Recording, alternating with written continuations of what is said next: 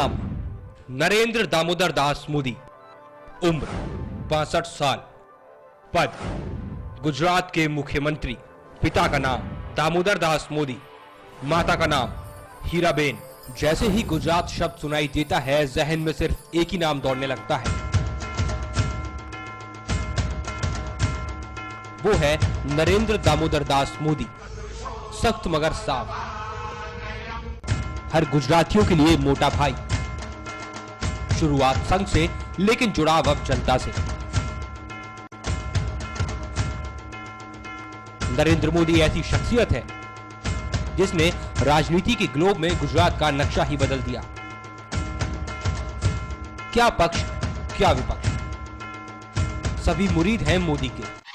जो पलट जाए वो मोदी नहीं, क्योंकि एक बार मोदी ने जो कह दिया तो समझो कह दिया। हार उन्हें पसंद नहीं, झुकना उनकी फितरत नहीं। नरेंद्र मोदी इकलौते ऐसे नेता है जिसने विकास के मुद्दे को सीढ़ी बनाकर गुजरात की राजनीति में अपना मजबूत घर बनाया, और इसी वजह से नरेंद्र मोदी को आज गुजरात का विकास पुरुष कहा जाने लगा है। वैसे तो लोग तालाब से पानी भरते हैं, लेकिन तालाब में मगरमच्छ भी रहते हैं, जिसे देखकर लोगों की रूह कांप जाती है। लेकिन अड़ियल, जिद्दी और नटखट मोदी ने महज 12 साल की उम्र में ही इस खूंखार जानवर को अपने काबू में कर लिया था और पकड़कर अपने घर ले आए थे। मोदी एक निडर शख्सियत है। वे कभी किसी से नहीं डरते। उन्हें जो करना होता है वो वही करते हैं, चाहे इसका अंजाम जो भी हो।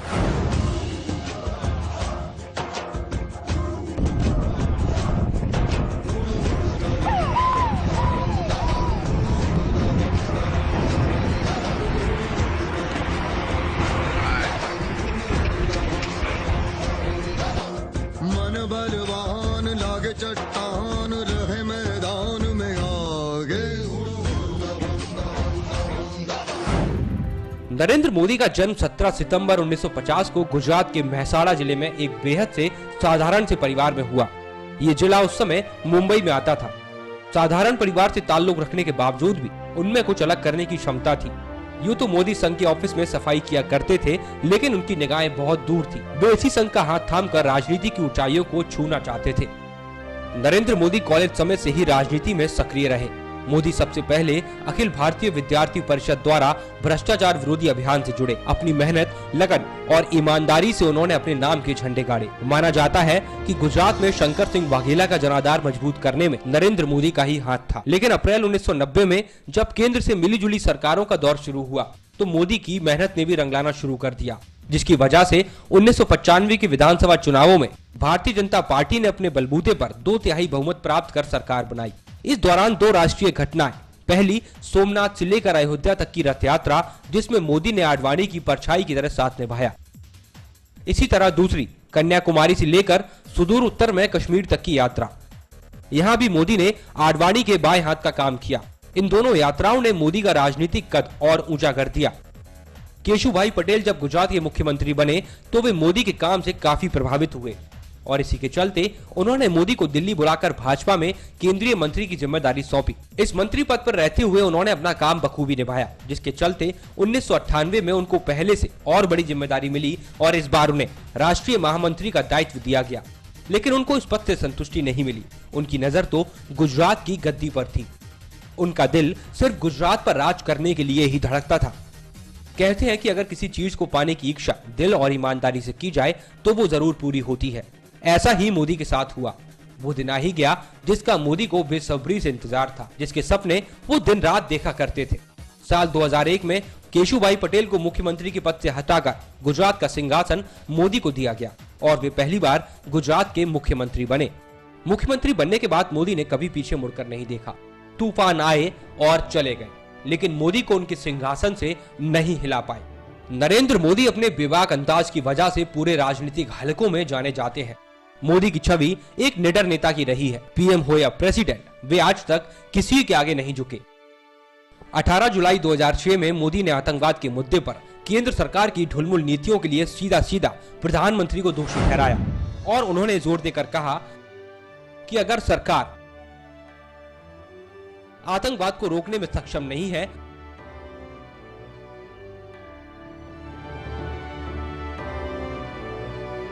तो वे पोटा जैसा कानून लागू करने का अधिकार सभी राज्यों को दे दे। इस बयान के बाद अगले ही दिन मोदी का एक और बयान टेलीग्राफ इंडिया में कुछ इस तरह छपा। आतंकवाद इस देश में युद्ध से ज्यादा खतरनाक है।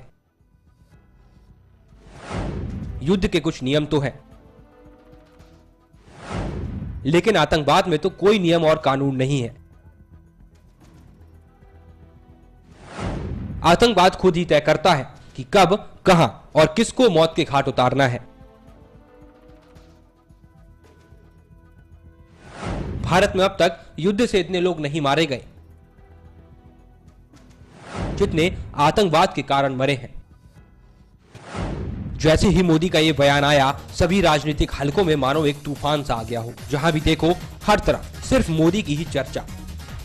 जहां बीजेपी नरेंद्र मोदी के इस स्टेटमेंट से काफी प्रभावित थी और वाहवाही कर रही थी, वहीं कांग्रेस ने इस टिप्पणी की जमकर आलोचना की। कहते हैं समय के साथ साथ सब बदल जाता है, लेकिन नरेंद्र मोदी के साथ ऐसा कुछ भी नहीं हुआ। समय तो बीत गया, लेकिन नहीं बीता गुजरात दंगों का वो काल जिसकी काली परछाई आज भी मोदी के ऊपर छाई हुई है।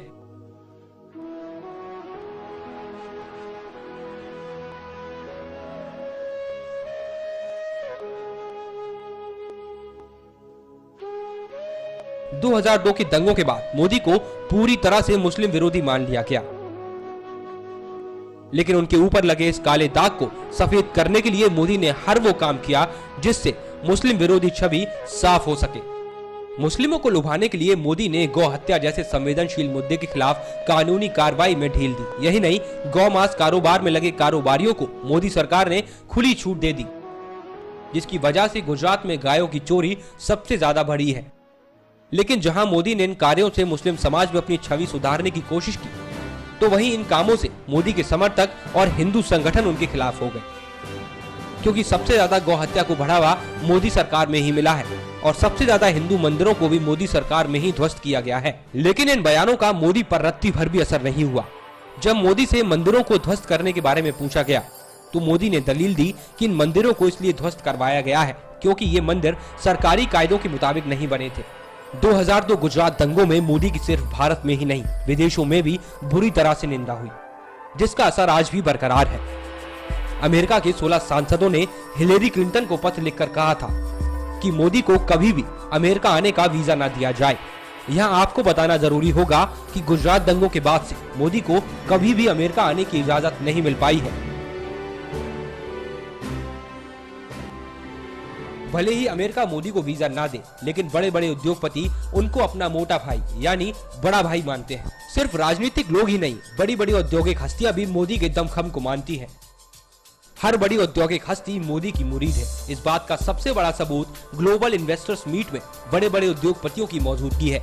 रतन टाटा, मुकेश अंबानी, सुनील मित्तल, अनिल अंबानी, कुमार मंगलम बिरला, गौतम अदानी जैसे बड़े बड़े उद्योगपति भी नरेंद्र मोदी की तारीफ किए बिना नहीं सकते हैं, और इनमें से ज्यादातर लोग मोदी को प्रधानमंत्री के रूप में देखना चाहते हैं। कॉर्पोरेट वर्ल्ड के चहेते बन चुके मोदी कभी देश के इन प्रमुख उद्योगपतियों के निशाने पर हुआ करते थे। 2003 में एक आयोजन के दौरान मोदी के साथ मंच पर राहुल बजाज मौजूद थे। राहुल बजाज ने मोदी पर सीधा निशाना साधते हुए कहा कि 2002 के दंगे गुजरात पर एक दाग हैं। लेकिन जब मोदी की बारी आई तो उन्होंने सभी आरोपों का पलटवार करते हुए जवाब बखूबी दिया। मोदी ने कहा कि अगर आप सच जानना चाहते हैं तो गुजरात आओ और वहाँ की जनता इस बात का जवाब देगी। लेकिन मोदी ने जिस अंदाज में राजनीति की और अपनी अहमियत का एहसास कराया, उसी अंदाज में मोदी ने उद्योग जगत के इन धुरंधरों को अपनी अहमियत दिखाई और सभी को अपने पाले में कर लिया।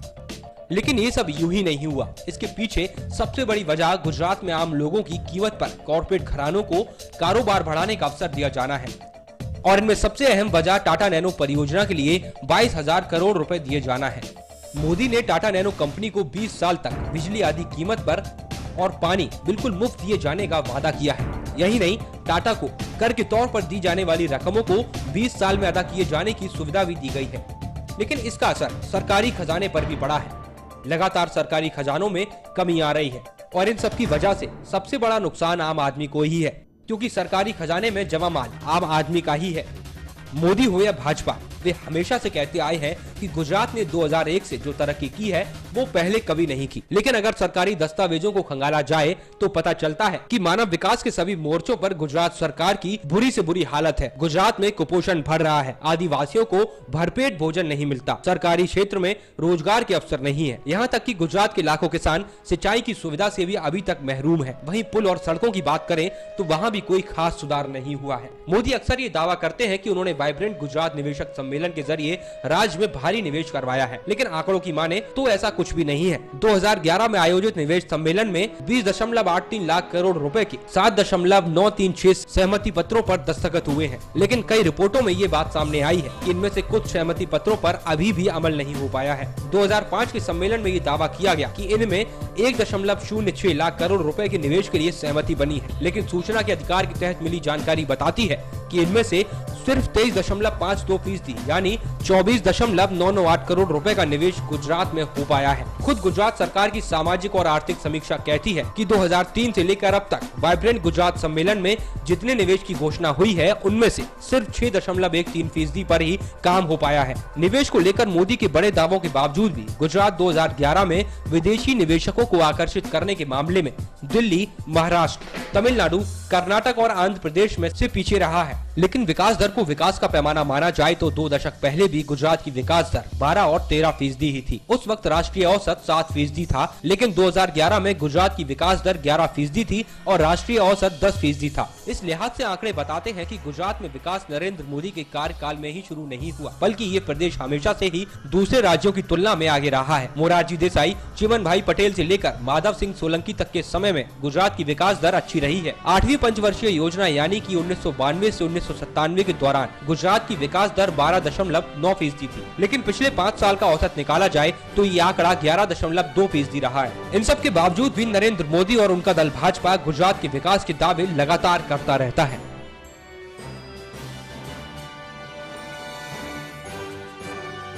गुजरात में अपनी जीत का डंका बजा चुके नरेंद्र मोदी की निगाहें अब दिल्ली की गद्दी पर टिकी है। जीत के बाद गुजरात के कानपुर में दिए गए भाषण में उन्होंने दिल्ली में कदम रखने का इशारा किया। मोदी ने मंच पर चढ़कर लोगों से कहा, मैं आभारी हूँ, मेरा मन करता है दंडवत प्रणाम करने का।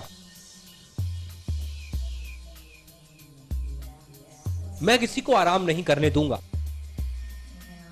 मैं और बेहतर करूंगा। मैं सपना देखता हूं, मैं माफी मांगता हूं, मैं सेवा करूंगा, मैं दिल से आपका आशीर्वाद मांगता हूं और मैं एक दिन के लिए दिल्ली जाऊंगा। मैं आह्वान करता हूं आपका।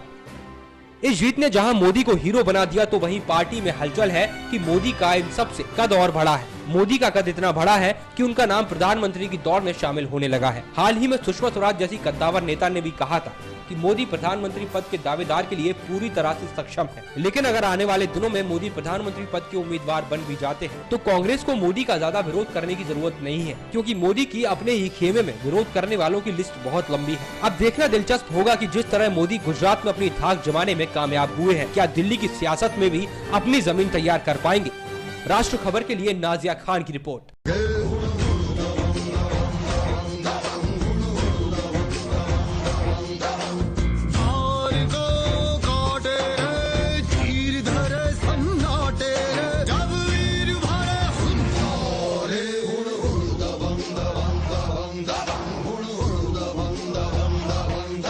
अरे मन बलवान लागे चट्टान।